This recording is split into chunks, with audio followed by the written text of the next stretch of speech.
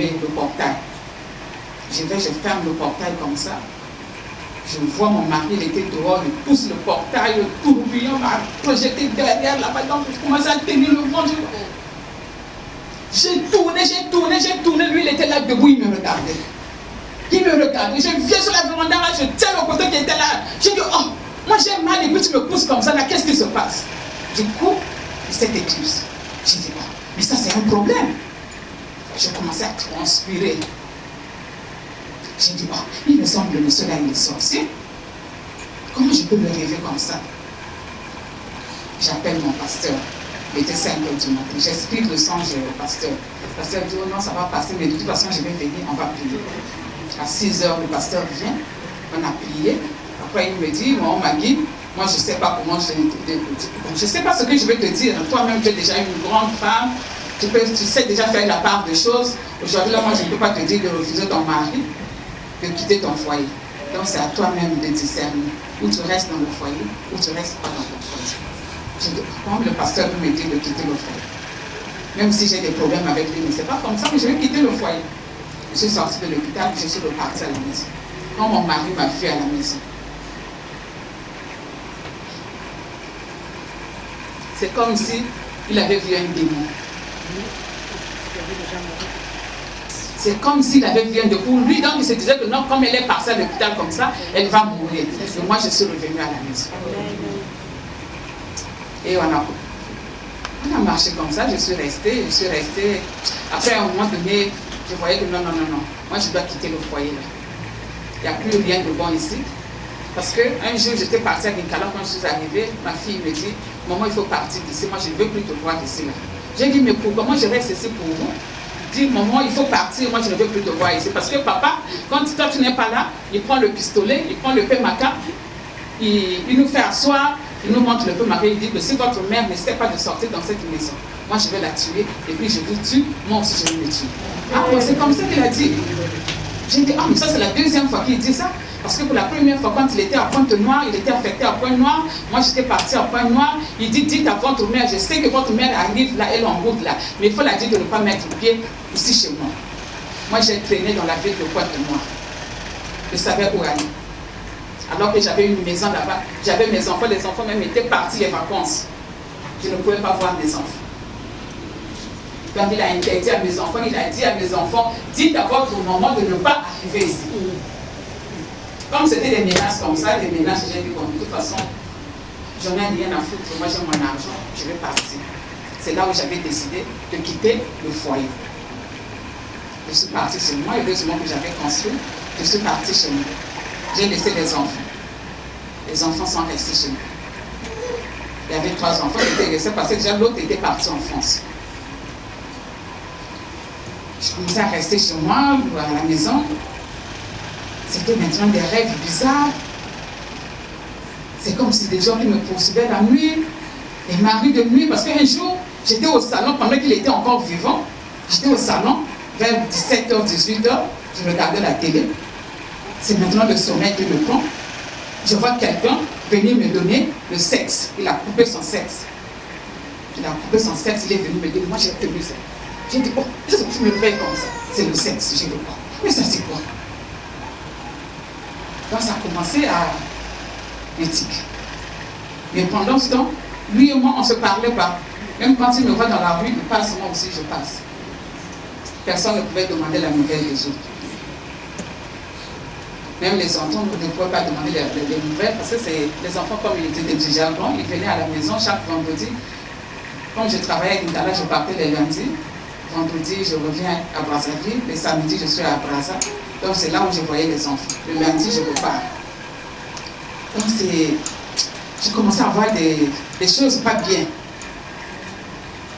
Il n'a même pas fait 1 mois, il est décédé. Quand il est parti à l'hôpital, les enfants m'ont appelé. Maman, on nous a appelé, papa est tombé. C'est Rachid et son grand frère, parce que c'est eux qui étaient restés là-bas. Ils m'appellent pendant qu'ils amenaient leur papa à l'hôpital. Il était tombé, puis les enfants l'ont emmené à l'hôpital. En cours de route, il était décédé. Les enfants m'appellent, maman, tu es où? J'ai dit, j'étais au travail, je viens d'arriver. Il dit, maman, il faut venir à l'hôpital, papa est tombé. J'ai dit, mais moi, je vais faire quoi? Amenez-le à l'hôpital.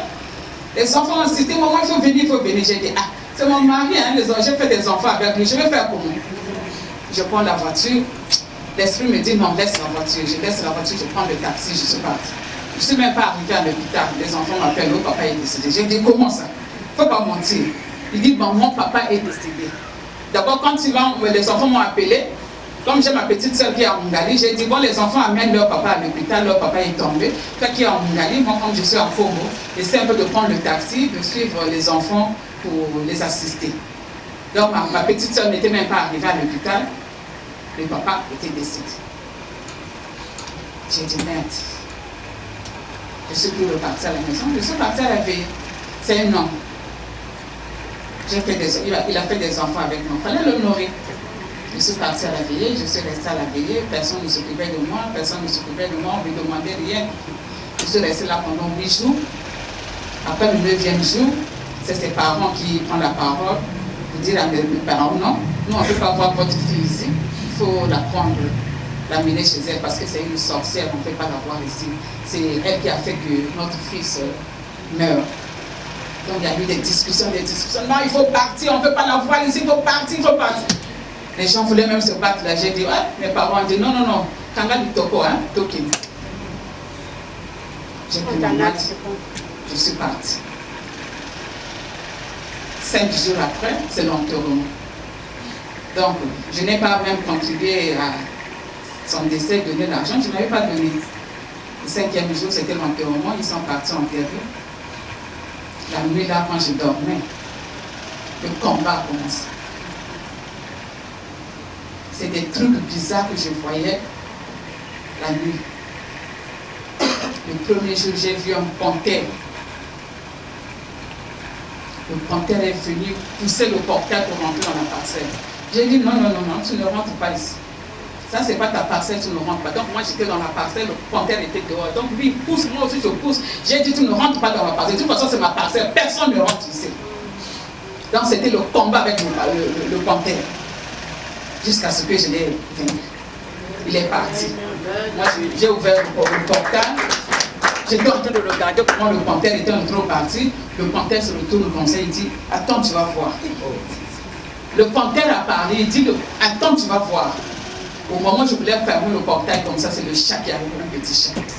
Le chat voulait rentrer, j'ai dit, tu ne rentres pas. Tu ne rentres pas, je me suis battue avec le chat là, jusqu'à ce qu'il écrase la tête du chat. Donc, tous les jours, c'était des rêves bizarres. Des rêves bizarres. Je vois des maris de nuit. Les souffrances que j'avais dans le foyer. J'ai dit, ah non, ça, ce n'est plus à mon niveau. Et avant tout ça, avant qu'il ne meure, quand je partais dans les visitas, je suis allée voir un pasteur.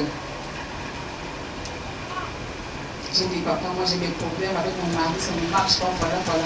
Il dit, oh, c'est pas grave, je vais appeler papa interne, comme ça tu reviens ici le soir, on va prier. J'ai dit, ok, il n'y a pas de problème, donc je peux partir d'abord au travail, le soir je vais revenir.